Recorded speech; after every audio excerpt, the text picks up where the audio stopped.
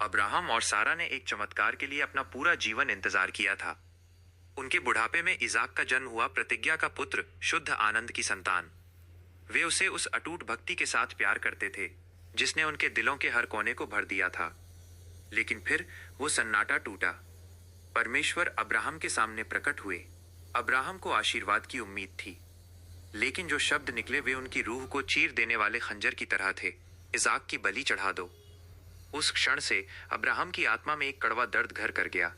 ये एक गुप्त पीड़ा थी जो सारा से छिपी थी, दुनिया से छिपी थी। वे आज्ञाकारी तो रहे, लेकिन उनका दिल अंदर से टूट रहा था। अगली सुबह यात्रा शुरू हुई। इजाक जीवन और उत्साह से भरपूर अपने पिता के साथ एक साहसिक यात्रा पर निकलने के लिए रोमांचित था। उसे केवल सामने का सुंदर रास्ता दिखाई दे रहा था, जबकि उसके पिता उसके साथ चलते हुए खामोशी में पूरी दुनिया का बोझ ढो रहे थे। जैसे ही वे पहाड़ के करीब पहुंचे, इजाक ने अपनी मासूम आंखों से ऊपर देखा। पिताजी, उसने पूछा, बलि के लिए मेमना कहाँ है? अब्राहम की आवाज लड़खड़ाई, लेकिन उनका विश्वास कायम रहा। मेरे बेटे, उन्होंने धीरे से कहा, परमेश्वर खुद प्रबंध करेंगे। सेवकों को पीछे छोड़कर पिता और पुत्र अकेले मोरिया पर्वत पर चढ़े।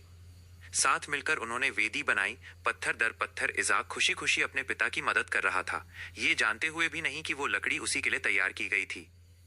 लकड़ियां बिछाई गईं, लेकिन तभी जैसे पूरी दुनिया बिखर गई।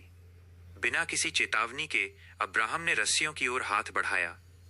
इजाक की उलझन अब खौफ में बदल चुकी थी, क्योंकि उसके अपने पिता उसे बांध रहे थे। वो गिड़गिड़ाया। उसने अपनी जान की भीख मांगी, लेकिन अब्राहम दैवीय आदेश के बोझ तले अंधे हो चुके थे। उन्होंने छुरा उठाया। उनका दिल पहले ही मर चुका था। तभी आसमान को चीरती हुई एक आवाज गूंजी, अब्राहम, रुक जाओ। छुरा मिट्टी में गिर गया। अब्राहम ने झाड़ियों में फंसे एक मेमने को देखा। वे अपने बेटे को खोलने के लिए दौड़े, उसे गले लगाने के लिए हाथ बढ़ाया, लेकिन इजाक डरकर पीछे हट गया। उस लड़के की आंखें सूनी थीं। उस पल में इजाक को कोई विश्वास का नायक नहीं दिखा, उसे एक कातिल दिखा। वो मुड़ा और भाग गया, वीराने की ओर। अब्राहम ने मेमने की बलि तो दी, लेकिन वे उस घर लौटे जो अब उनका नहीं रहा था।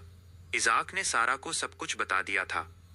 बिना विदा कहे वे उन्हें छोड़कर चले गए। सारा उस आदमी पर फिर कभी भरोसा नहीं कर सकी जो उनके इकलौते चमत्कार की बलि दे सकता था।